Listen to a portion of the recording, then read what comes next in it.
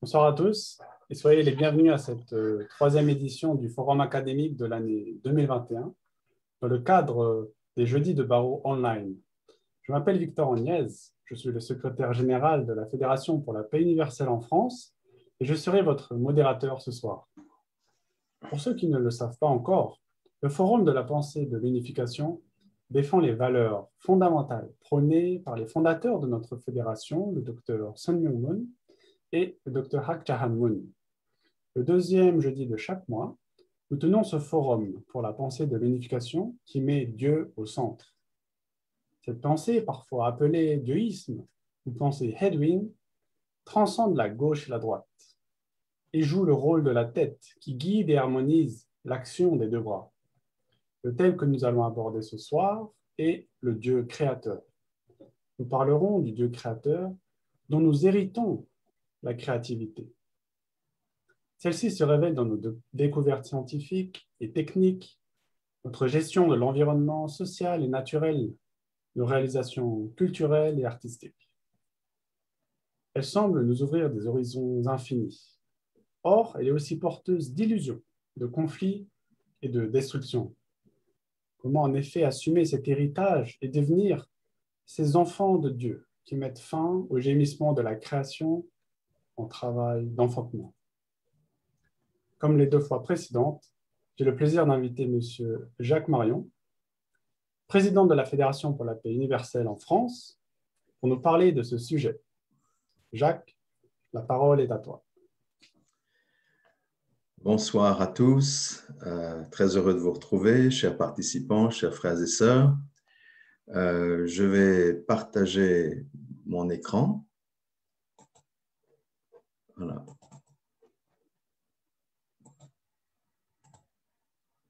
Oups, il faut aller au début. Voilà.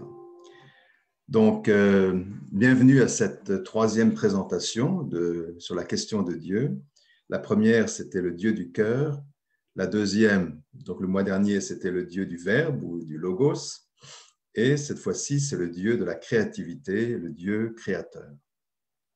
Alors, je répète, pour ceux qui venaient pour la première fois, je vais très rapidement répéter quelques diapositives que j'avais présentées. Donc, j'ai mis en exergue deux citations parce que je pense qu'elles sont importantes.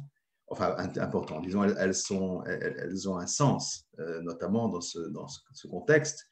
Le fanatisme n'est pas la conséquence d'une présence excessive de Dieu, mais au contraire la marque de son absence. Adrien Candiar, qui est un dominicain, un frère dominicain, qui a écrit ce livre l'année dernière, qui est très, très intéressant.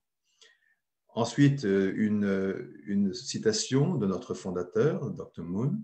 Aujourd'hui, la religion n'est plus en mesure d'éliminer la confusion et de guider l'esprit humain. Et là, je l'ai résumé. Quelles sont donc les causes de cet effondrement? La plus importante, c'est l'absence d'une théorie de l'être absolu. Et en fait, la pensée de l'unification, c'est justement pour répondre à ce besoin d'une théorie de l'être absolu, tel que le voit notre fondateur. Alors, je fais encore un petit avertissement parce que je ne suis ni philosophe ni théologien, donc je ne peux pas...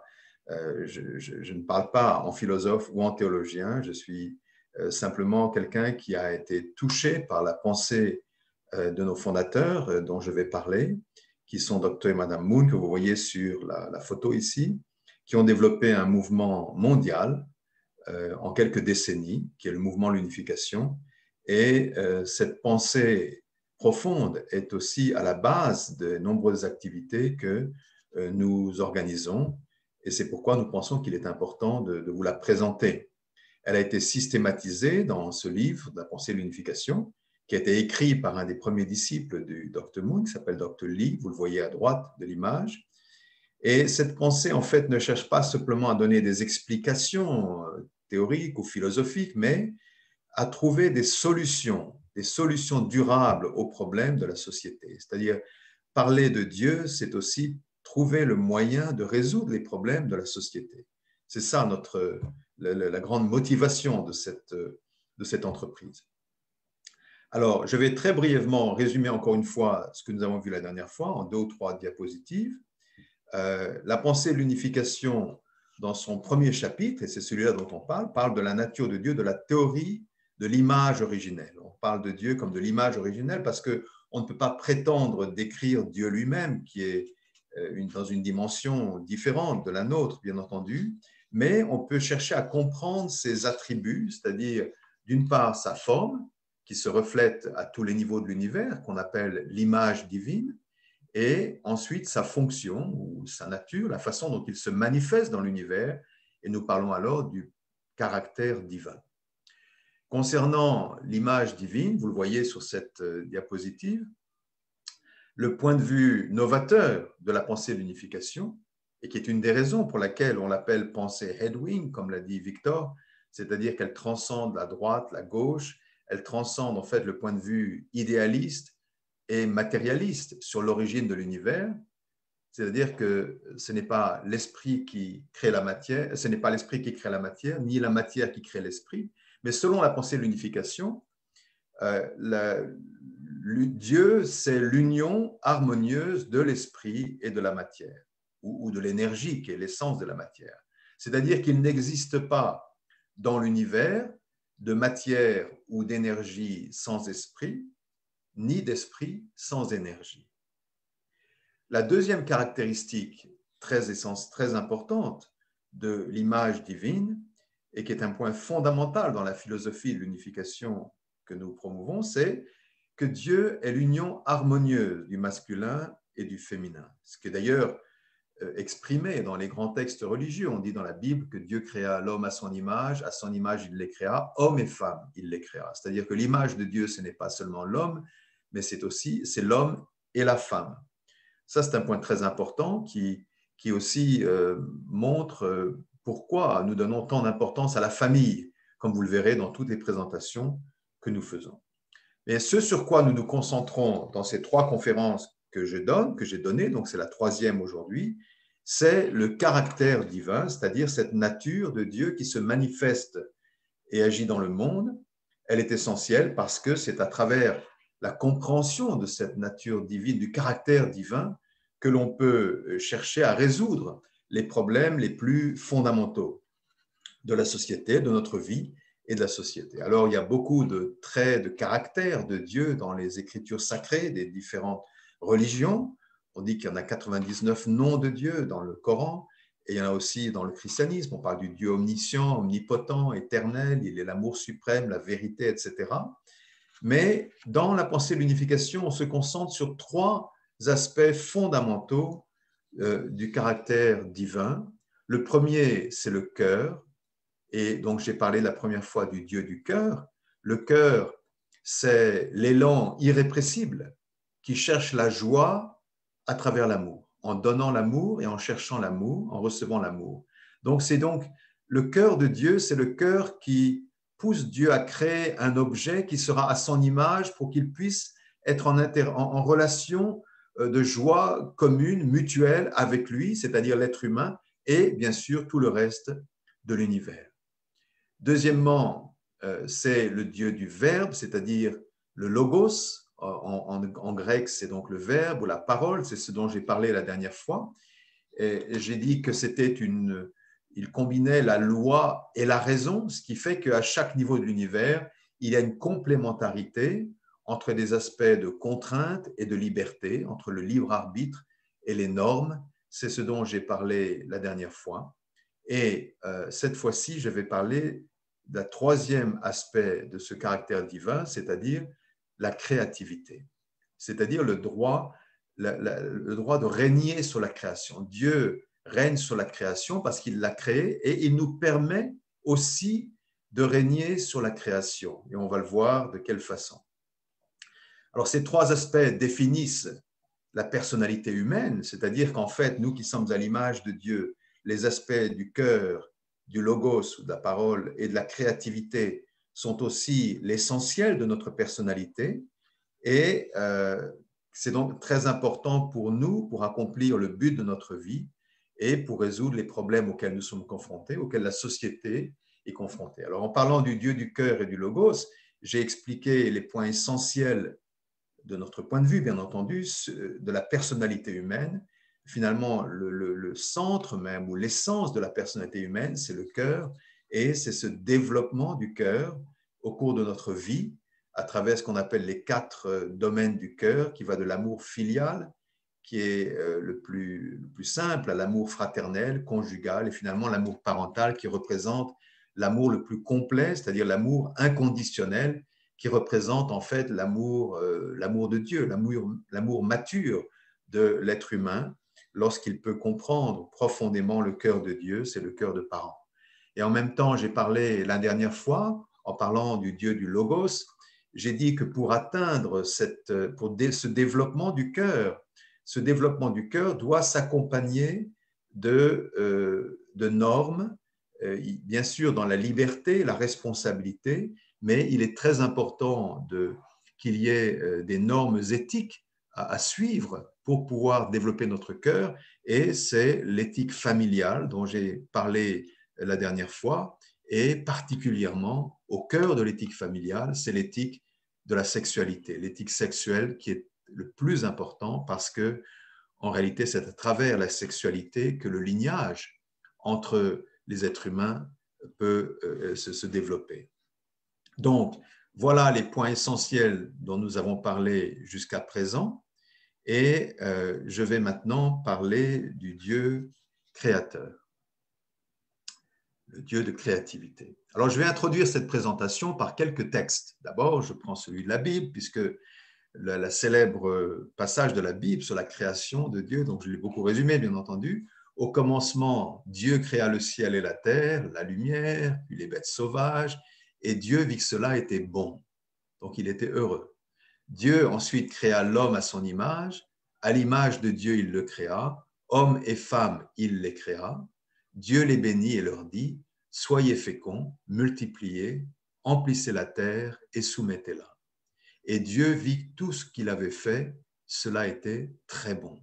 Donc, il n'était pas simplement heureux, il était très heureux après avoir créé l'homme et la femme et après leur avoir donné un but dans la vie.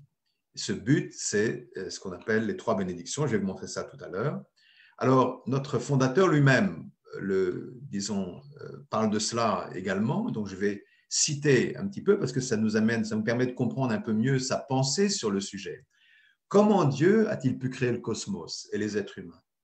Il a pu le faire grâce au cœur. Car là où il y a du cœur, la vie apparaît.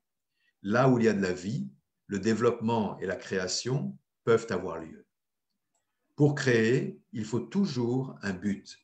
En effet, le cœur est orienté vers un but. Le but de la création ne peut être que la joie qui comble le désir du cœur. Ce but, tel qu'il a été donné à Dieu, par Dieu à Adam et Ève, soyez féconds, multipliez, emplissez la terre, soumettez-la. La pensée de l'unification y attache beaucoup d'importance. C'est une petite phrase, mais en réalité, elle décèle dans ce verset biblique les 3 buts fondamentaux de la vie humaine. Soyez féconds, ça veut dire atteindre la maturité en unissant l'esprit et le corps centré sur le cœur pour atteindre la maturité individuelle du cœur. Donc une personne parfaite, comme Jésus disait, vous serez parfait comme votre Père céleste est parfait, c'est-à-dire que vous pouvez communiquer par le cœur avec Dieu, lorsque l'esprit et le corps sont unis. Ensuite, multiplier, emplissez la terre, c'est donc lorsque l'être humain s'unit avec son conjoint ou sa conjointe, et il peut créer une famille en respectant l'éthique familiale et l'éthique sexuelle, qui est très important, puisqu'on a vu que le commandement de Dieu dans le Jardin d'Éden, ça touche justement à l'éthique sexuelle, et à partir de là, ils vont finalement développer une société humaine qui devrait être une seule famille mondiale. Voilà l'idéal tel qu'on peut le comprendre à partir de ces versets bibliques. Donc, c'est une famille centrée sur le cœur et qui devient la base de la famille humaine. Et enfin, la troisième, soumettez la terre, soumettez la création, c'est ce qu'on appelle donc le règne sur la création, et c'est justement le thème dont nous parlons aujourd'hui, le thème de la créativité, le thème comment est-ce que l'être humain peut développer sa façon de pouvoir régner sur la création. Alors, je cite encore une fois notre fondateur, qui continue donc ce passage. Cette joie, elle survient lorsque la création, en particulier l'humanité, en vient à ressembler à Dieu, donc à l'image de Dieu. La joie vient lorsque notre objet nous ressemble, lorsque nos enfants nous ressemblent, lorsque notre œuvre d'art nous ressemble. Le but de la création de Dieu, c'est que les êtres humains et le monde du bonheur, c'est-à-dire le royaume des cieux, reflètent l'amour et la créativité de Dieu qui concernent respectivement l'esprit et la matière. C'est-à-dire qu'à travers la créativité, eh bien, on peut traiter avec la création, avec le monde naturel, et on peut arriver à trouver de la joie en maîtrisant et en soumettant, entre guillemets, le monde naturel. En réalité, ça se fait à travers l'amour. Alors, qu'est-ce que c'est que ce règne, ce règne sur la création? Ça veut dire que pour l'être humain, il s'agit d'hériter de la créativité de Dieu. Or, cette créativité est basée sur le cœur et l'amour. Et quand on parle de la créativité, il ne s'agit pas simplement de créer une œuvre d'art. Toutes les activités créatrices sont très vastes. C'est la créativité de l'esprit, la créativité du corps. Donc, ça peut être planifier, gérer, produire, transformer, préserver, etc. Donc, toutes nos activités qui touchent à un élément matériel, donc nos activités économiques, qu'elles ce soit l'agriculture, l'industrie, les services, etc., mais même la façon dont nous gouvernons la société, nos semblables dans la société, nous le faisons à travers notre créativité, parce que la politique, l'art, la science, la religion, toutes ces institutions ont en effet une dimension à la fois mentale et matérielle, à la fois spirituelle et physique. Et donc, cette créativité doit s'appliquer à tous les niveaux de l'univers et elle doit transmettre finalement cet amour de Dieu à tous ces niveaux-là. Alors, malheureusement, la créativité, elle ne donne pas toujours des bons résultats, c'est-à-dire qu'elle n'est pas toujours source de joie. Et j'en ai parlé dans la lettre d'invitation et tout le monde le sait très bien, c'est-à-dire que parfois le fruit de notre créativité est finalement assez destructeur. Notre créativité parfois aboutit à des choses destructives comme la pollution que nous connaissons, je n'ai pas besoin de m'étendre là-dessus, le développement inégal des richesses, il y a un développement économique très inégal avec des riches et des pauvres, il y a notre créativité technologique nous a amené à créer des armes extraordinaires d'une puissance formidable, mais qui ont aussi créé une destruction formidable et qui le créent toujours autour de nous. Et il y a aussi même dans notre façon de développer l'art et même l'information, eh bien, on a toujours il y a des choses aujourd'hui qui se passent qui finalement nous font beaucoup réfléchir parce qu'on voit bien qu'il y a des formes d'art, il y a des formes médiatiques, de créativité artistique qui ne donnent pas de la joie, qui posent beaucoup de questions, qui en fait sont source de conflits. J'ai mis à gauche ce célèbre, enfin pour ceux qui connaissent un peu, c'est soi-disant une œuvre d'art. En fait, c'est Marcel Duchamp qui était un artiste du début du siècle dernier. Et cette œuvre, cette fontaine, il appelait ça la fontaine, en fait, c'est un urinoir qu'il a déposé dans une exposition artistique très importante. C'était considéré comme l'œuvre la plus controversée de l'art du XXe siècle.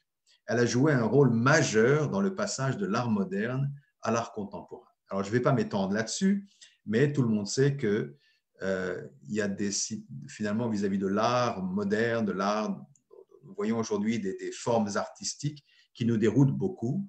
En fait, le simple fait de détourner un objet de sa fonction originelle constituerait de l'art. Ce sont des procédés qui sont très en vogue aujourd'hui et qui finalement nous posent beaucoup de questions, finalement, parce que ça ne nous donne pas forcément de la joie.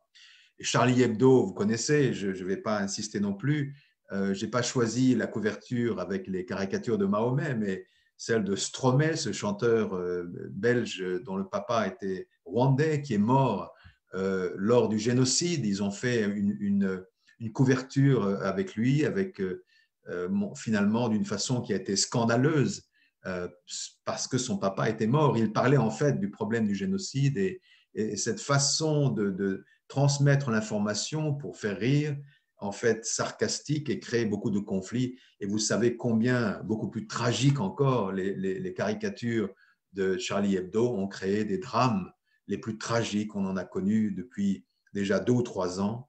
Et on voit que donc il y a un problème sérieux vis-à-vis de cette question de la créativité. Voilà, sans aller plus loin, on voit simplement, en quelque sorte, on peut dire une créativité qui n'est pas basée sur le cœur ou sur le sens de Dieu ou même du prochain, mais qui est basée essentiellement sur la raison, sur une réflexion rationnelle centrée sur soi-même, centrée sur son intérêt propre ou centrée sur sa façon de voir les choses. Et ce n'est plus la créativité dont j'ai parlé tout à l'heure, qui est la créativité, l'héritage de la créativité divine. Donc, alors, d'ailleurs, c'est ce que résume notre fondateur en disant « Aujourd'hui, les êtres humains sont parvenus à refléter la créativité de Dieu grâce à des progrès scientifiques remarquables. Donc, extérieurement, on est capable de faire des choses extraordinaires, mais ils n'ont pas encore appris à refléter son amour. Ainsi, ce monde est toujours rempli de tristesse et de détresse. » Alors, j'ai insisté, j'ai parlé de la créativité basée sur le cœur. Et justement, je pense que c'est là l'essentiel de l'enseignement que nous donnons aujourd'hui et que nous avons donné les 2 dernières fois, c'est-à-dire que le cœur est à la base de tout. Ensuite, sur cette base-là, on a des normes à suivre et la créativité devrait se reposer sur le cœur et sur ces normes. Lorsqu'elle ne le fait pas, eh bien, elle devient finalement assez destructrice. Alors, pour décrire, pour mieux saisir l'interaction entre le cœur, le logos et la créativité dont j'ai parlé, eh bien, je reviens sur ces schémas. Donc, j'en avais donné une esquisse la dernière fois. J'y reviens en poussant les choses un petit peu plus loin, justement, pour mieux comprendre le processus de la création.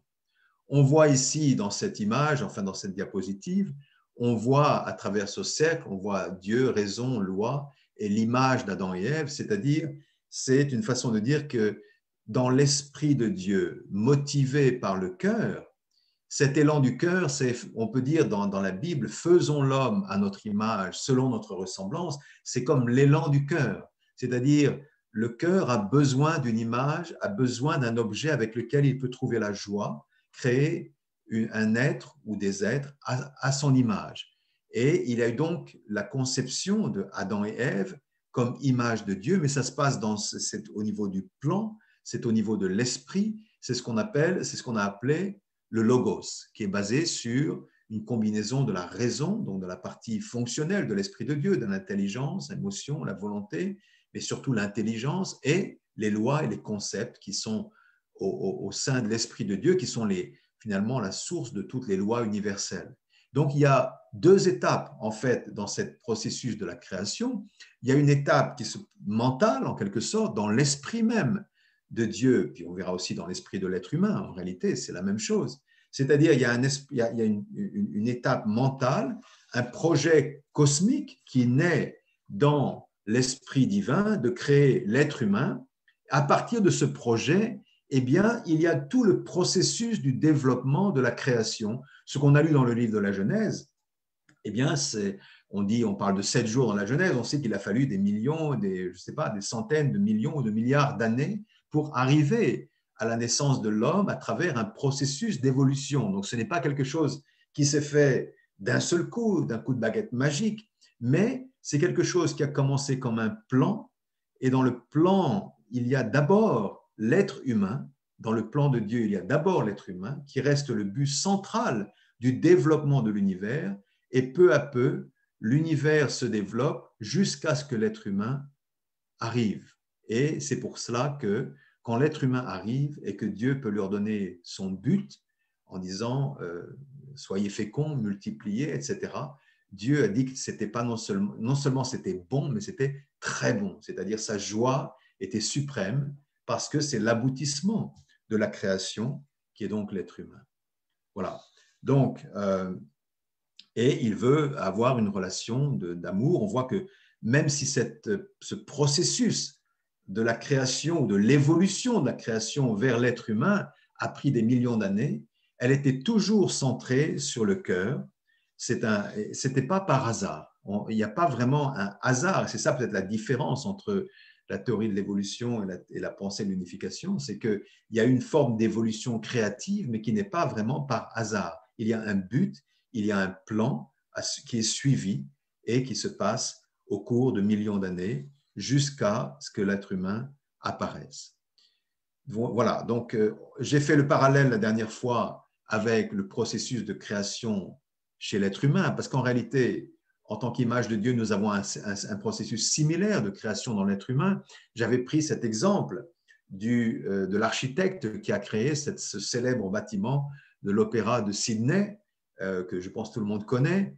Et d'abord, il parle, j'ai vu en lisant un petit peu à son sujet, qu'il avait un plan. Et ce plan était centré sur son cœur, c'est-à-dire son cœur de créer quelque chose qui donne de la joie. Il le dit, j'ai voulu que cette forme soit un peu une chose vivante, que lorsque vous passez devant, vous n'êtes jamais fatigué de la regarder, se détachant sur les nuages, jouant avec le soleil. Donc, il avait un but, ce but qui venait de son cœur a finalement guidé son esprit. Ce plan s'est fait dans son esprit et dans une deuxième étape, sur la base de ce plan, il a assemblé les matériaux nécessaires, il a assemblé tous les éléments nécessaires, le personnel nécessaire, et sans doute au bout d'un certain nombre d'années, eh bien, il est arrivé à la création de ce magnifique bâtiment qui est l'Opéra de Sydney.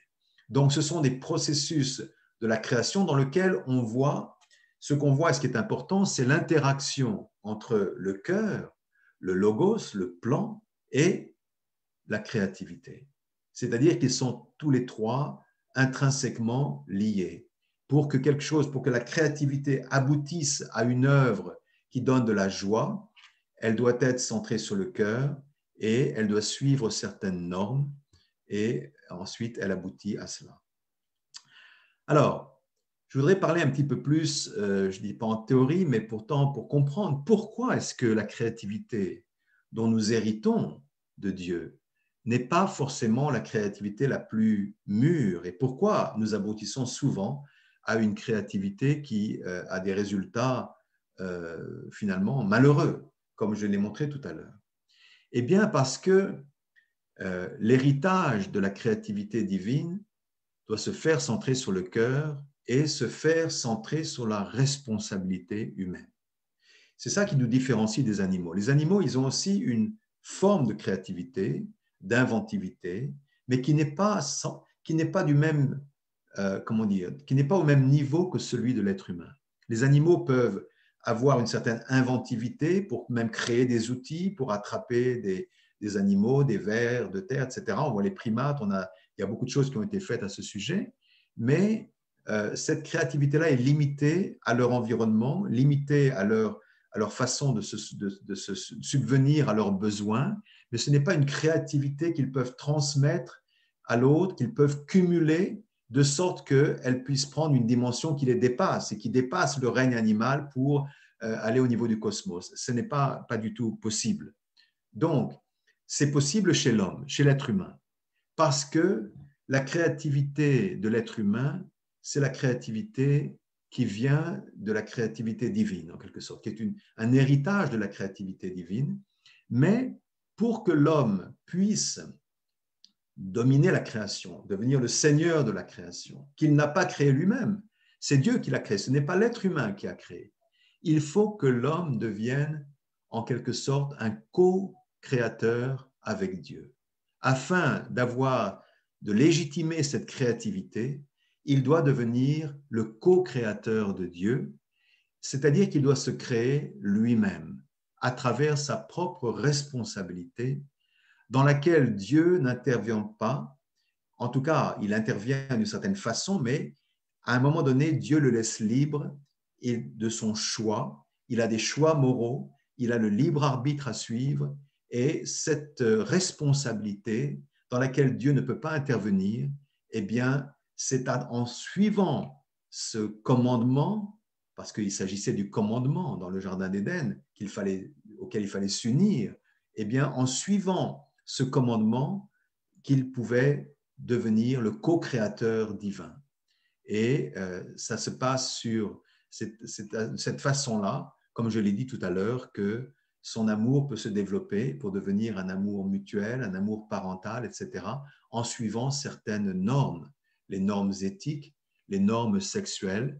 Et je l'ai dit brièvement à la fin de la dernière conférence, c'est que justement ces normes éthiques et ces normes sexuelles n'ont pas été suivies par Adam et Ève. Et c'est l'histoire de la chute de l'homme, qui fait que l'être humain n'a pas pu rester dans ce jardin idéal. En quelque sorte, cet environnement qui a été fait pour lui, qu'il devait pouvoir maîtriser et gérer par amour, avec amour, il l'a perdu.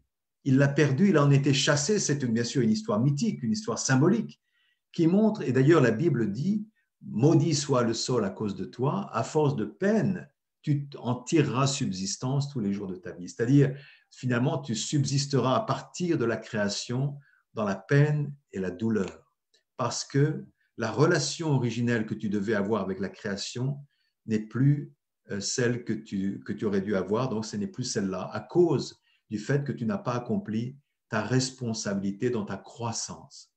Et alors, cette croissance, on la représente à un moment où Adam et Ève, si vous voulez, à travers cette flèche que vous voyez, jusqu'à arriver au deuxième stade qui représente un stade de l'adolescence. L'adolescence, vous savez, c'est l'âge où c'est le moment où on est physiquement prêt pour la relation sexuelle, mais spirituellement, on n'est pas prêt. Mentalement, on n'est pas prêt. Moralement, on n'est pas prêt. Et donc, il y a une personne, le commandement de ne pas manger du fruit, en réalité, c'est un commandement lié à l'expérience de la sexualité pour lequel Adam et Ève n'étaient pas prêts avant d'avoir atteint la maturité du cœur.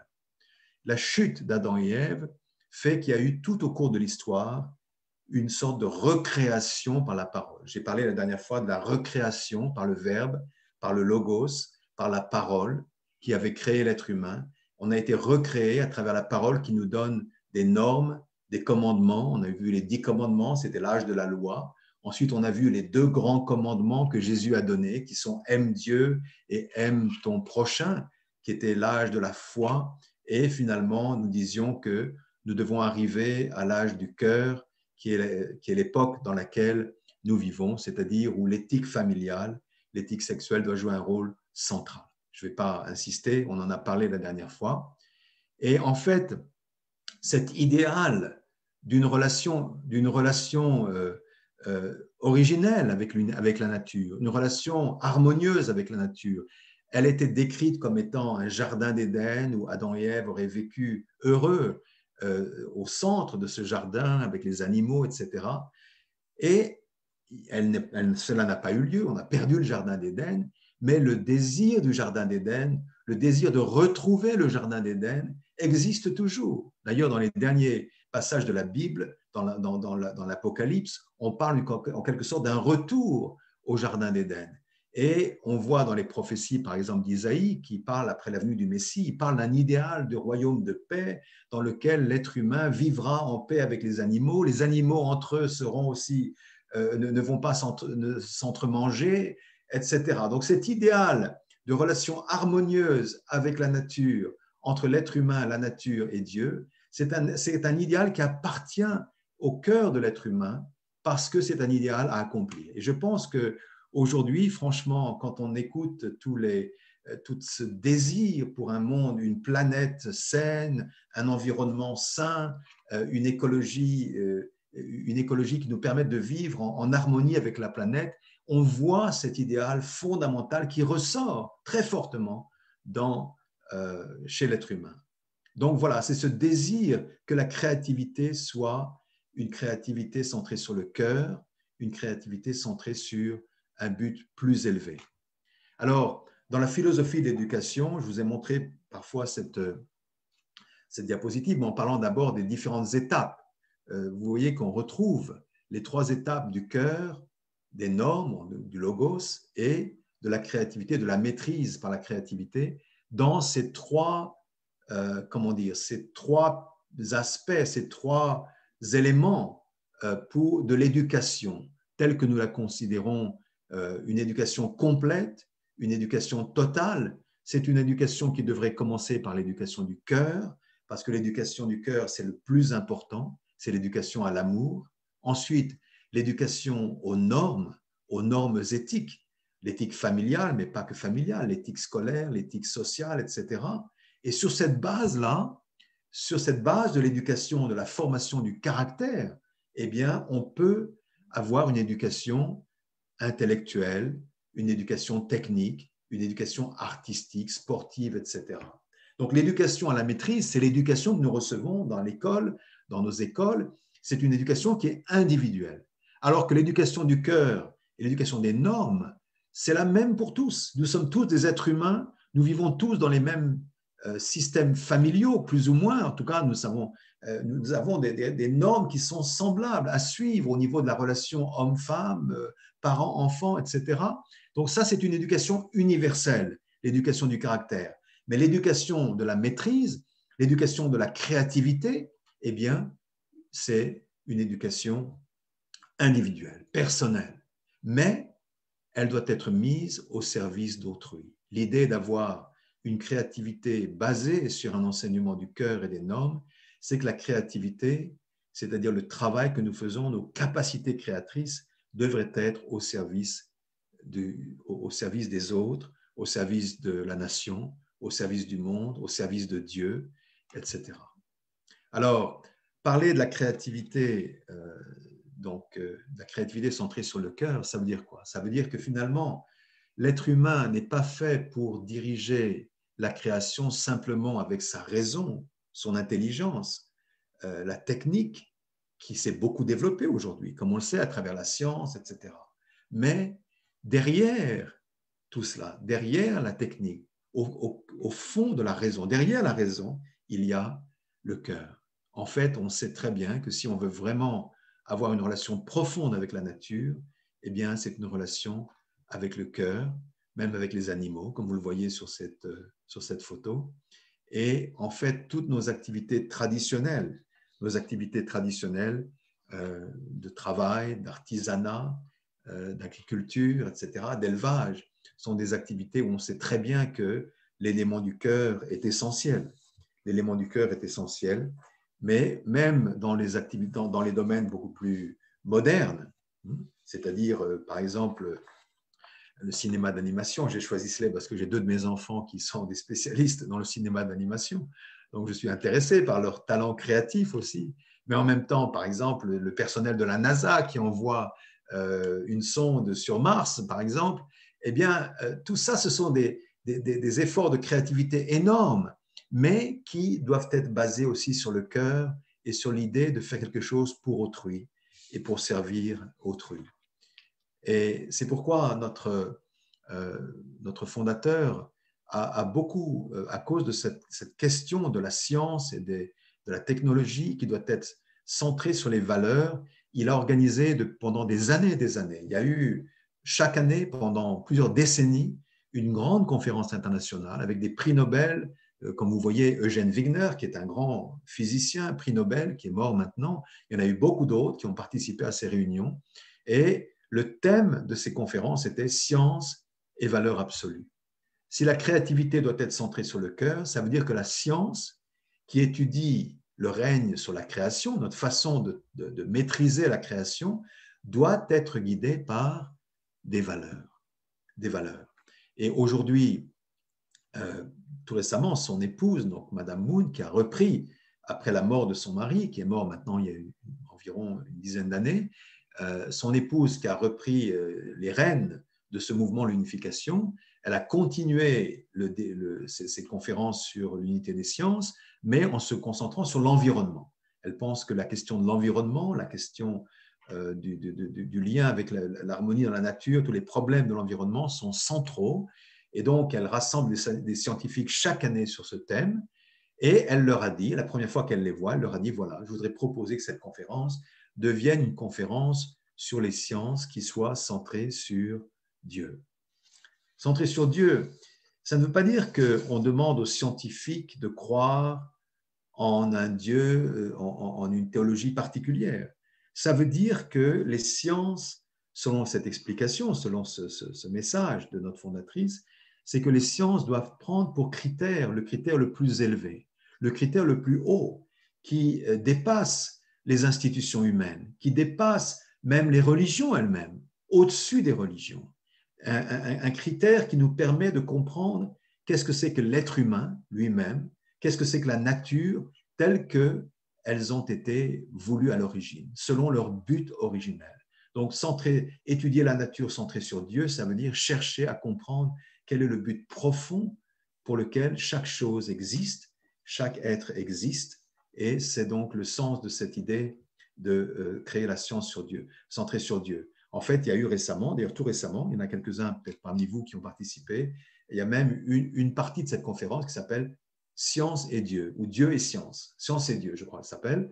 Et j'ai entendu certains professeurs très intéressants, en France d'ailleurs, de Toulouse, qui parlaient sur cela, sur la capacité spirituelle de l'être humain, la question de la vie après la mort, etc. Ce sont des scientifiques, mais qui cassent un peu les frontières habituelles de la science pour chercher à comprendre l'être humain dans toute sa dimension universelle.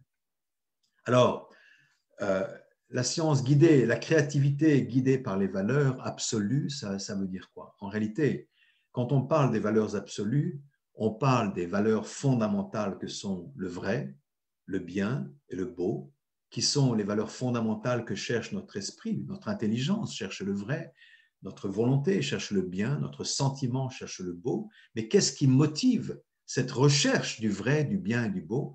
C'est le cœur. Si une personne est mûre, a un cœur mûr, alors il va développer une science, une philosophie centrée sur la vérité, une morale et une éthique centrée sur la bonté. Il va développer un art centré sur la beauté qui va donner de la joie à tout le monde. Les gens se sentiront, ça c'est vrai, ça c'est beau, ça c'est bien. Et j'ai mis bien sûr quelques exemples de personnes qui nous ont touchés, comme Mère Teresa, comme Galilée, comme Monet, parce que ce sont des personnes qui ont mis tout leur cœur dans leur recherche scientifique ou artistique ou éthique, qui ont investi leur cœur, leur vie, au risque même de leur vie parfois. Et c'est pourquoi ils restent comme des modèles qui donnent de la joie. Leur créativité donne encore de la joie à toute l'humanité. Donc, voilà. Et on sait que, par exemple, tous les créations, les bâtiments, les œuvres d'art, les plus belles sont celles qui sont inspirées par un esprit qui a une certaine spiritualité centrée sur le cœur.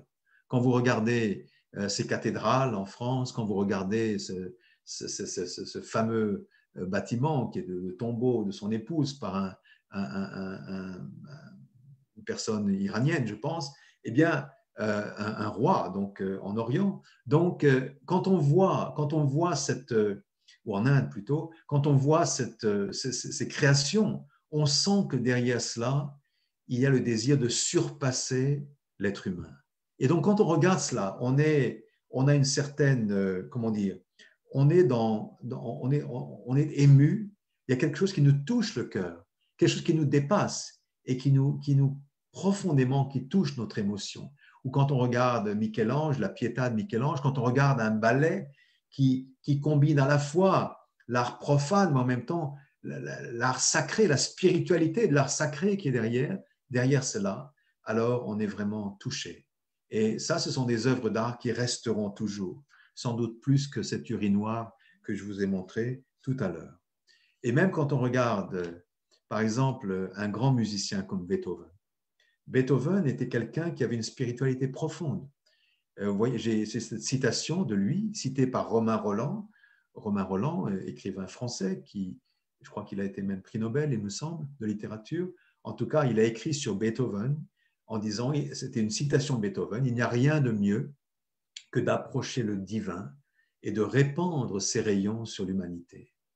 Voilà l'émotion, voilà la motivation de Beethoven pour créer sa musique. Vous savez que Beethoven était sourd, Donc, il avait des limites extraordinaires et pourtant, il a fait une musique incomparable. Et Romain Rolland disait de lui, l'idée qu'il avait de mettre son art à la disposition d'autrui était sans cesse répétée dans ses lettres. Il n'avait que deux objets dans la vie, son dévouement pour l'art sacré et une conduite dédiée au bonheur d'autrui. Donc, à travers cela, on ne se rend peut-être pas compte, mais à travers cela, on peut comprendre plus profondément lorsque l'artiste lui-même a une éthique profonde, un cœur profond, alors il y a des chances que son art atteigne des sommets. Et c'est pourquoi, quand notre fondateur, qui est né, qui a vécu dans un pays déchiré par la guerre, la Corée, il a vécu, lui et sa femme étaient des réfugiés de la Corée du Nord après la guerre de Corée, et ils ont été en prison, il y a eu tellement de malheurs, comme vous le savez, la Corée a traversé tous ces malheurs. Au moment où la Corée se relevait à peine, était encore très pauvre dans les années 60, ils ont créé cette troupe des petits anges, cette troupe d'enfants, parce qu'ils savaient qu'il y a, dans la tradition coréenne, culturelle coréenne, il y a un art extraordinaire. Alors que la Corée était extrêmement pauvre, ils ont lancé cette troupe d'enfants qui est devenue mondialement connue, qui a rencontré des chefs d'État, vous les voyez à droite, le président Eisenhower, la reine d'Angleterre, Madame Gorbatchev et beaucoup d'autres. Ils sont allés à Paris, ils sont allés partout. L'école qu'ils ont créée, qui est une école très célèbre en Corée, justement, qu'on appelle l'école Sonhwa Art School, l'école des petits anges, à Séoul, la devise, c'est « aime Dieu, aime la nation, aime l'humanité ». C'est-à-dire, pour créer de l'art, pour donner de la joie aux autres, eh bien, il faut se dépasser soi-même, aimer Dieu, aimer sa nation, aimer l'humanité. Voilà la devise qui a été créée. Une autre création importante de notre fondateur, Dr. et Madame Moon, nos fondateurs, c'est le ballet universel. Vous savez, ce ballet universel, qui est en fait une compagnie de ballet classique, en réalité, et qui ont hérité des ballets russes, puisque le premier, ils ont embauché, ils ont engagé quelqu'un de très connu des ballets de Saint-Pétersbourg, et ça a été créé quand? En 1990. Pourquoi 1990? C'était l'année où le mur de Berlin est tombé. C'est-à-dire l'année où le monde occidental et le monde de l'Est, donc le monde soviétique, pouvaient commencer à entrer en interaction. La première chose qu'a fait notre fondateur, le révérend Moon, c'est de demander à un artiste russe extrêmement connu qui s'appelait Oleg Vinogradov, qui était le directeur des ballets de Saint-Pétersbourg, de venir en Amérique, de créer cette ballet universel, qui ensuite est devenu un ballet maintenant basé en Corée et qui a développé des activités créatrices interculturelles, vous pouvez le voir, qui a même amené des éléments de la culture coréenne dans le ballet. Donc ça veut dire que derrière ces œuvres d'art que sont les performances de ballet, il y a le cœur, mais en même temps le désir de faire quelque chose pour le monde, pour la paix dans le monde. Et ça touche énormément les gens. Je vous assure, ils sont venus au palais des Congrès. D'ailleurs, cette affiche que vous voyez, c'était le Palais des Congrès à Paris en 2012. Et je pense que tous ceux qui les ont regardés ont été profondément touchés. C'est un peu à cause de cette philosophie qui est derrière cet art de la danse. Alors, il y a eu beaucoup d'autres activités dans différents domaines de créativité, dans le domaine de l'industrie, dans le domaine de la pêche, dans lequel nos fondateurs ont beaucoup investi, notamment la pêche et l'industrie de la pêche, parce que la conviction de nos fondateurs, c'était que le poisson, c'est-à-dire c'est l'océan qui renferme tout le potentiel pour nourrir l'humanité dans le futur. Et donc, il a beaucoup investi pour développer cela. Et il a investi pour développer beaucoup d'autres activités en réalité. Beaucoup d'autres activités. À tel point que quand on parle du révérend Moon, on se demande, il y a même les journaux qui disent, mais est-ce que c'est un homme d'affaires? Est-ce que c'est un homme religieux? On dit le milliardaire. En fait, révérend Moon n'a jamais été un milliardaire, mais il a investi dans beaucoup d'activités créatrices. Pourquoi? En tant qu'homme spirituel, en tant qu'homme et femme spirituels, ils ont investi dans les activités créatrices parce que, à cause de cette philosophie qu'un être qui hérite, qui doit devenir enfant de Dieu, doit hériter du cœur de Dieu mais aussi de la créativité de Dieu.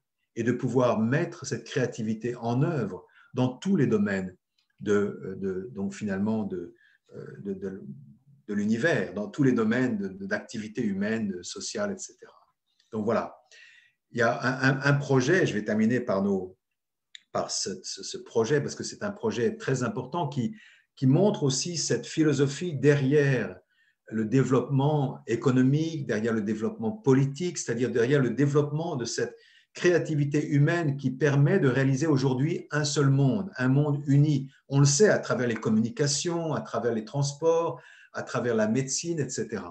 Et alors, notre fondateur, pour chercher à dépasser les conflits qui isolaient les continents, qui isolaient les nations, a eu ce projet qu'il a annoncé il y a exactement 40 ans, lors d'une des conférences internationales sur l'unité des sciences, dont j'ai parlé tout à l'heure. C'était à Séoul en 1981, donc il y a juste 40 ans, un projet d'une autoroute de la paix qui commencerait par un tunnel entre le Japon et la Corée et qui se continuerait d'un côté vers les États-Unis par un tunnel au détroit de Bering, donc qui réunirait les deux continents, la Russie et l'Amérique, et d'un autre côté qui irait vers l'Europe jusqu'à Londres et qui descendrait aussi vers le sud. Donc ce n'est pas simplement pour une prospérité mutuelle entre l'Est et l'Ouest, mais aussi entre le Nord et le Sud. Et cette autoroute de la paix, telle qu'il l'appelle, c'est une autoroute dans laquelle il y aurait une liberté de passage qui devrait être permise pour permettre le développement de la culture, l'échange culturel, un peu comme une route de la soie mondiale, en quelque sorte, cosmique, si vous voulez, qui permettrait de relier tous les continents et qui permettrait d'égaliser, de réduire les inégalités régionales, d'égaliser les technologies et finalement de créer un monde uni profondément. C'est-à-dire cette vision de la créativité humaine avec toutes les possibilités de développement créateur que nous avons aujourd'hui doit être basée sur une vision du cœur, une vision d'une seule famille humaine. Alors, je vais terminer par un petit... encore, je vais faire référence à ce problème de l'art et de la culture parce que c'est quand même le problème qui nous touche le plus aujourd'hui. Et je reprends donc un texte de notre fondateur dans lequel il parle justement de l'art. Dans de nombreux cas, les artistes ont oublié le but et les valeurs originelles de servir les autres, de glorifier Dieu. Pour certains artistes, l'art, c'est simplement l'exercice et l'accomplissement de leur propre passion. L'hédonisme, la promiscuité, le refus ou l'incapacité de distinguer le bien du mal caractérisent souvent les arts modernes. C'est ça dont j'ai parlé tout à l'heure et je pense qu'on en voit beaucoup d'exemples autour de nous et je vais terminer en vous montrant justement c'était quelque chose qui était scandaleux à Paris, comme c'est assez récent, j'en parle. Peut-être si vous vous souvenez, si vous avez lu les journaux il y a quelques années sur la place Vendôme, un artiste contemporain connu pour faire ce genre d'exposition a fait cette sorte d'art qu'il a appelé un arbre. C'était soi-disant une sorte d'arbre de Noël. En réalité, ce n'était pas un arbre. En réalité, ça représente un sextoy, si vous savez ce que je veux dire, c'est-à-dire un objet à connotation sexuelle. Et donc, c'est une façon de troubler et qui a tellement mis en colère les gens que finalement, il y a eu des protestations immenses partout en France et à Paris. Et je crois que quelqu'un est venu crever cet arbre, donc disons, c'était gonflable. Hein, et je pense que quelqu'un est venu le crever. Et du coup, je crois que l'artiste a décidé de ne plus revenir. Mais ce que j'ai trouvé intéressant en relisant un petit peu ce qui s'est passé, parce qu'il y a eu des discussions, et je vois que la personne qui était derrière ce projet, qui était une directrice d'une grande organisation artistique, d'exposition artistique, et qui disait, pour terminer en disant, à quoi sert l'art si ce n'est de troubler, de poser des questions, de révéler des failles dans la société. Vous voyez, c'est-à-dire qu'il y a une sorte, de notre point de vue en tout cas, une sorte de confusion au niveau de l'art où c'est la raison qui finalement domine, mais qui n'est pas centrée sur le cœur, pas centrée sur le souci de l'autre, le souci du monde, le souci de Dieu, pour ceux qui croient en Dieu, mais au moins le souci de l'humanité. Mais c'est pour finalement, comme disait notre fondateur dans textes précédents, ce sont comment dire, chacun cherche à accomplir ses propres passions en quelque sorte à travers cela. Et c'est quelque chose de très personnel. Et malheureusement, ça fait souvent, ça ne donne pas beaucoup de joie aux gens. Alors, je termine parce que c'est donc cette série des 3 conférences que j'ai données sur le Dieu du cœur, le Dieu du logos et de la créativité. Je termine en disant que la raison pour laquelle c'est important de comprendre ces éléments à partir de Dieu, c'est pour comprendre aussi quel est l'idéal auquel l'homme et la femme devraient s'accrocher. L'idéal du cœur, l'idéal du logos, c'est-à-dire des normes, de la responsabilité et des lois, des normes éthiques et de la créativité. Et quand dans la Bible on disait que la création en attente aspire à la révélation des fils de Dieu, justement, eh bien, ça veut dire on doit devenir des personnes de cœur, des personnes de logos, des personnes de créativité centrées sur le cœur, c'est-à-dire qui peuvent contrôler, qui peuvent maîtriser la nature, l'environnement et la société à partir du cœur et à partir de l'amour d'autrui. C'est pourquoi cette maturité du cœur reste pour nous la chose la plus importante. Et j'ai d'abord parlé du Dieu du cœur pour montrer l'importance de ce développement du cœur qui est le point fondamental de notre développement humain aujourd'hui. Quand on parle de développement humain, on parle de beaucoup de choses, à l'ONU, etc. Dans la pensée de l'unification, parler du développement humain, c'est essentiellement parler du développement du cœur où l'être humain doit arriver à atteindre cette capacité de l'amour parental, c'est-à-dire pas simplement d'aimer ses propres enfants, mais d'avoir un amour parental capable d'embrasser les autres, embrasser la création, embrasser les conflits avec un cœur de parent, embrasser l'humanité avec un cœur de parent. C'est un cœur inconditionnel. Et ça passe bien entendu par, comme je l'ai dit la dernière fois, la porte étroite de la relation entre l'homme et la femme, qui est une relation qui était difficile. Et vous l'avez peut-être compris à travers ce que j'ai dit au début, c'est quelque chose qui est profondément ancré dans l'histoire humaine, qui doit être dépassé. Et comme je l'ai redit, la première et la deuxième conférence, eh bien, c'est au cœur de nos activités. C'est pourquoi, quand notre fondatrice organise des grands sommets, et elle l'a fait tout récemment un peu partout dans le monde, elle invite à la fois des grands leaders, des leaders qui ont, par leur créativité, par leur capacité à la fois intellectuelle, à la fois technique, technologique ou autre, ont été capables de prendre une position centrale, des leaders de nations. Ici, vous voyez par exemple, c'est le président du Niger, et il y en avait beaucoup d'autres qui ont participé à ce sommet organisé par la FPU. Mais toujours en marge ou en parallèle avec le sommet des hommes politiques ou des personnalités politiques, économiques, etc., ou culturelles, il y a toujours l'organisation d'une cérémonie de renouvellement des vœux de mariage, pour montrer que le cœur, au fond de tout cela, on peut vouloir créer un monde de paix, mais si on ne peut pas faire un effort pour renouveler la famille, pour renforcer la famille, eh bien, on ne pourra pas réussir à développer sa créativité, à maîtriser la nation et le monde et à faire un monde de paix. Et c'est pourquoi, aussi bien en Afrique que dans notre sommet européen d'Albanie du mois d'octobre 2019, où aussi c'était des présidents, vous voyez ici le président du Kosovo, le président de la Macédoine du Nord avec notre fondatrice et aussi une ministre de l'Albanie, toujours en parallèle cette cérémonie interreligieuse, oui effectivement, qui est interreligieuse, mais en même temps une cérémonie centrée sur le mariage, pour montrer l'importance du cœur comme base de la créativité, le développement et la maturité du cœur pour avoir une créativité mûre, épanouissante et qui peut finalement permettre d'arriver à un monde de paix. Voilà, je vous remercie. J'ai terminé ma présentation. Merci beaucoup. Merci beaucoup, Jacques, pour cette brillante présentation sur le sujet du Dieu créateur. Si je devais résumer ce que j'ai appris ce soir, je dirais que l'une de nos missions dans la vie est d'hériter de la créativité de Dieu, hein, c'était le thème de ce soir, et c'est en particulier l'amour de Dieu, c'est-à-dire refléter l'amour de Dieu. Là, on accomplit notre responsabilité en devenant ce qu'on appelle co-créateur, et ce, en suivant les normes éthiques et sexuelles. Sans attendre, je pense que nous allons passer à la session de questions-réponses. Et Jacques, je crois qu'il faut voilà, fermer le PowerPoint. Alors, nous avons eu plusieurs personnes qui ont commenté dans le chat. En particulier, Anna Letry qui disait « Une question concernant les caricatures de Charlie Hebdo.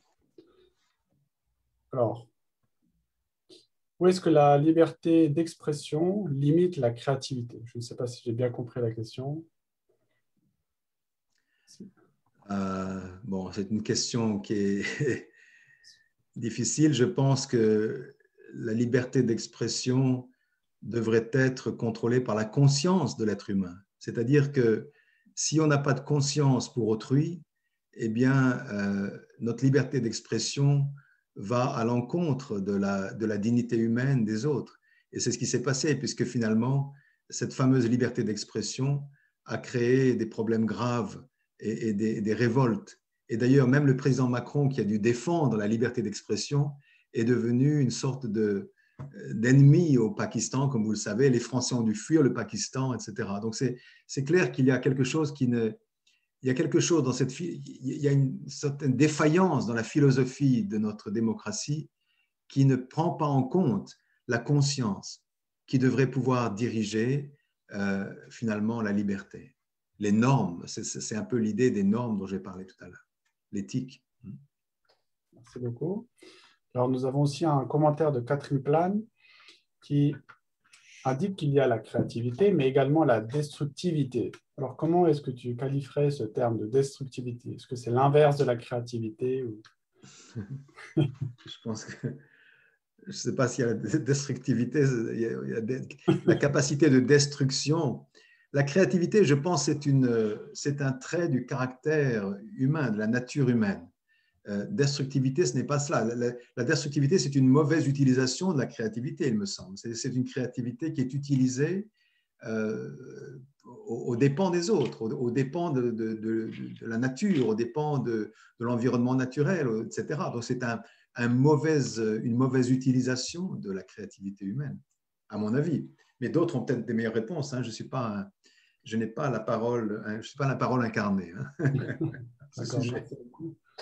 Alors, je pense que nous pouvons maintenant laisser la parole à tout le monde. Donc, je vais vous permettre d'ouvrir votre micro maintenant et sentez-vous libre de lever la main ou d'ouvrir votre micro pour prendre la parole afin que nous puissions utiliser le temps qui nous reste d'ici la fin de notre jeudi de barreau aujourd'hui. Je pense qu'il nous reste à peu près 5-10 minutes. Donc voilà, sentez-vous libre. Et... Ah, je crois que nous avons une autre question de Anna.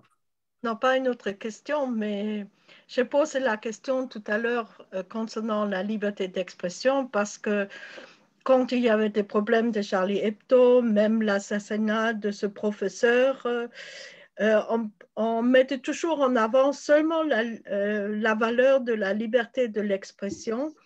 Et de par nos dirigeants, même je n'ai pas entendu beaucoup de responsables politiques, religieux, même ajouter d'autres choses. Et puis, la liberté d'expression individuelle était le roi de toutes les valeurs. Donc, c'est pour cela, moi, je pense qu'il doit y avoir des voix qui, comme chacun a dit, qu'il y a des limites à la liberté individuelle.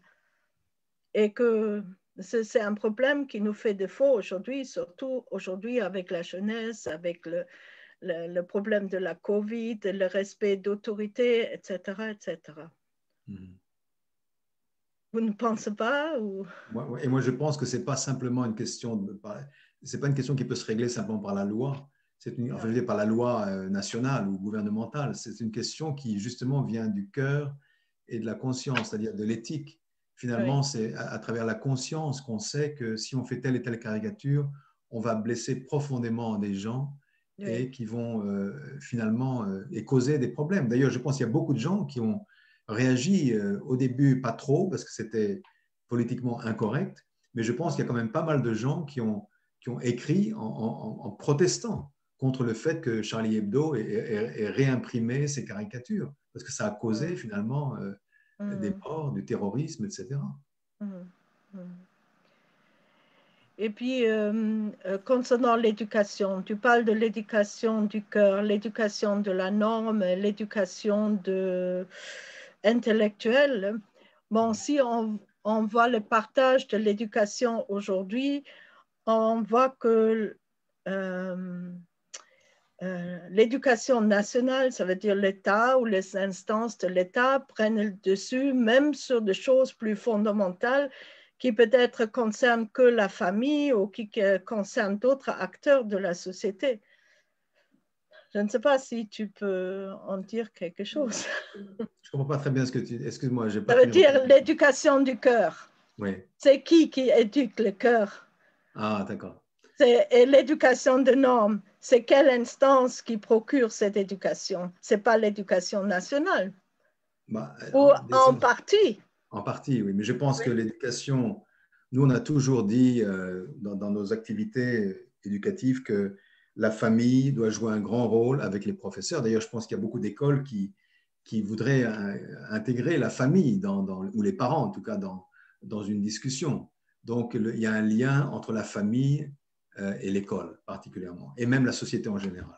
Parce que l'éducation du cœur, elle naît dans la famille, forcément. C'est d'abord les parents qui en sont responsables, mais après, un professeur ou une professeure, elle doit enseigner avec cœur. Donc l'éducation du cœur doit se faire aussi à l'école, à travers l'enseignement, à travers le dévouement aux élèves, à travers le sacrifice pour les élèves, etc. Et puis même dans la société, l'éducation du cœur continue. Lorsqu'on crée des activités interreligieuses ou qu'on envoie des jeunes travailler à l'étranger dans des pays difficiles, par exemple, c'est une éducation du cœur. Si tu travailles dans un pays, dans le désert, où il y a vraiment des problèmes graves, où tu travailles au niveau humanitaire, c'est une éducation du cœur. Merci beaucoup. Est-ce que nous avons d'autres questions? Je vois que nous sommes nombreux ce soir. N'hésitez pas à ouvrir votre micro, partager ce que vous avez à dire, vos questions ou simplement des commentaires, votre désaccord ou votre opinion. Je vois des personnes qui sourient. Je ne veux pas mobiliser la parole, mais je me pose la question du rôle que la société civile en général et les religions ou les associations peuvent jouer justement dans l'éducation. Par exemple, en Afrique, on dit il faut tout un village pour éduquer un enfant. Mais dans nos sociétés modernes, ce n'est pas le cas.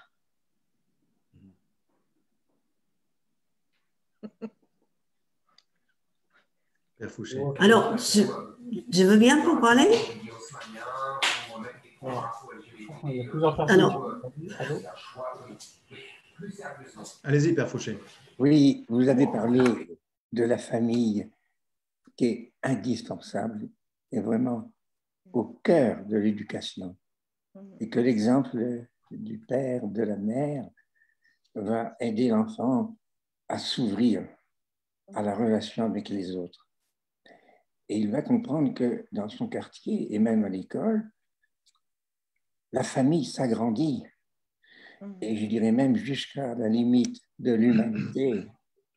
Et que toi, qui n'as pas la même couleur de peau, qui n'as pas la même religion, tu fais partie de la grande famille humaine. Donc tu es mon frère et ma sœur. Et comme on m'a appris dans ma famille de respecter l'autre et les autres, eh bien, j'essaie, en commençant par le prochain le plus proche et en m'ouvrant à l'universel de tous les hommes. Je pense que c'est un peu dans cette direction, qui est la vôtre aussi d'ailleurs, qu'il faut essayer de faire l'éducation à notre humanité commune, notre belle famille, que nous avons à recréer ensemble. D'ailleurs, si je peux dire une chose, j'ai pas, parce que je voulais pas être trop long dans cette présentation, mais en réalité, quand on parle de l'écologie, de l'économie, etc., ça vient de oikos, je crois, le père Fouché le sait mieux que moi, qui est la maison. Ça veut dire qu'en réalité, le centre même de l'économie ou de l'écologie, depuis toujours, ça a été d'abord dans la maison. C'est d'ailleurs en fait dans la famille. Et c'est pourquoi la famille doit jouer un rôle extrêmement important. Et quand on parle de l'écologie aujourd'hui, on parle de beaucoup de choses. Je veux dire, bien sûr, les problèmes climatiques, etc. On fait beaucoup d'activités industrielles, enfin des problèmes d'énergie. Mais en réalité, s'il n'y a pas une écologie qui est centrée sur l'être humain, qui est vraiment, qui peut éduquer l'être humain, ça ne servira pas à grand-chose parce que, enfin, c'est l'être humain qui crée le problème en réalité. Donc c'est vraiment là que doit se trouver la clé, je pense.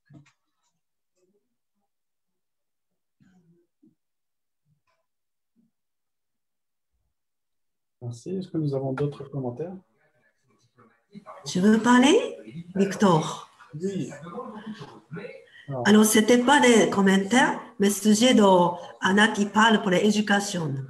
Alors, quand les enfants étaient petits, ils sont écoutés à parents, à maman, mais quand on entrait à la maternelle, maîtresse et sujet, mes enfants répondu après, maman, mettez ce qu'il a dit, mettez ce qu'il a dit. Alors, ce n'est pas que mon place était un peu emplacée par les maîtresses. Alors, c'est l'éducation dans la famille, c'est même, il y a certaines familles, c'est musulmans, certaines familles aussi des chrétiens, et certaines personnes sont divorcées et ne croyaient pas les dieux. C'est plein de la bala est différente dans la familiale.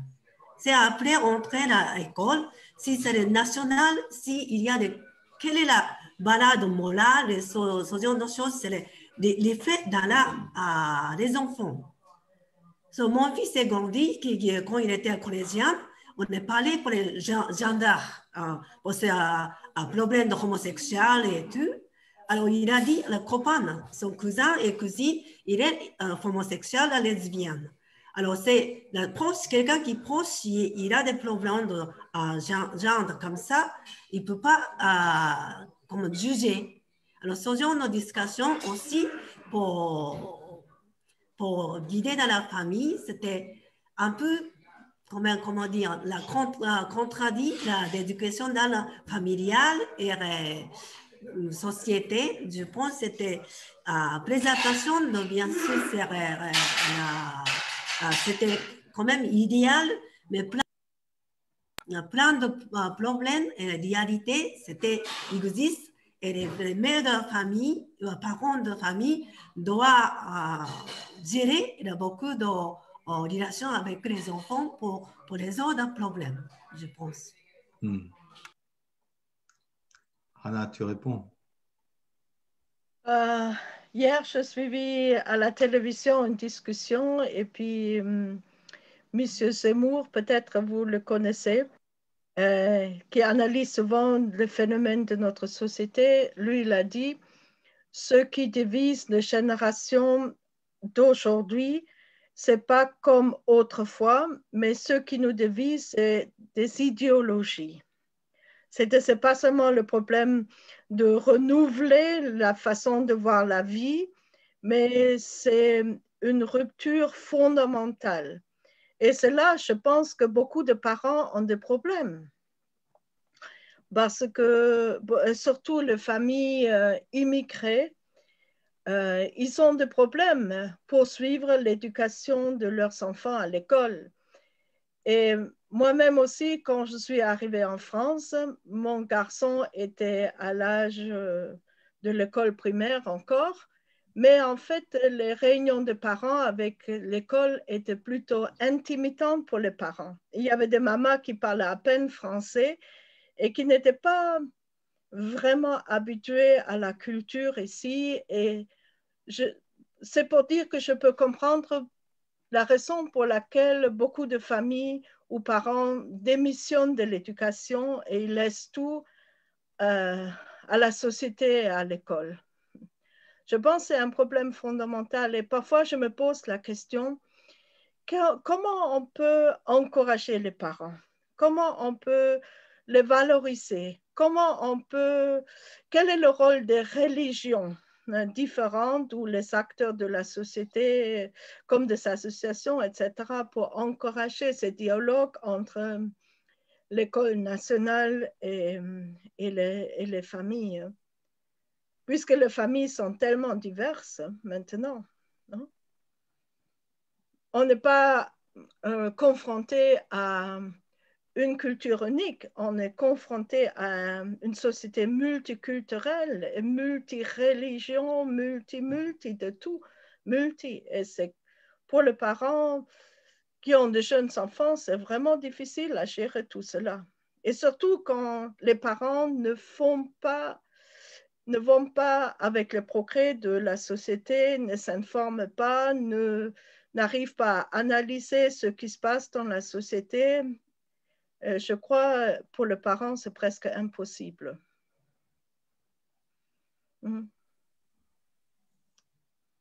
Je ne sais pas. C'est pour cela, ça me peine beaucoup de voir les jeunes maintenant aller de gauche à droite et se sentir mal aimés.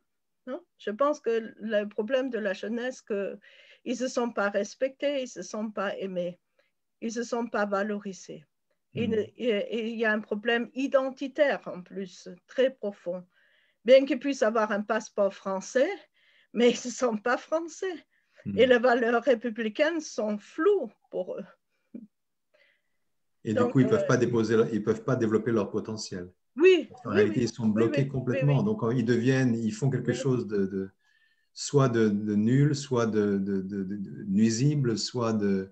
Parce qu'ils ne peuvent pas développer tout l'immense potentiel qu'ils ont. C'est ça qui est vraiment grave et dommage. Exactement. Et parce qu'ils sont ce manque d'amour, pour attirer l'attention, ils font des choses pour détruire ou pour le mal-respect de l'autorité, etc., pour demander l'amour, en fait. Je pense derrière tout cela, c'est un cri. Je veux être aimé, je pense. Ça, c'est mon analyse de la situation. Et je pense qu'on cherche des éducateurs hors pair qui donnent l'exemple de l'amour. Et je pense bien sûr à Jésus.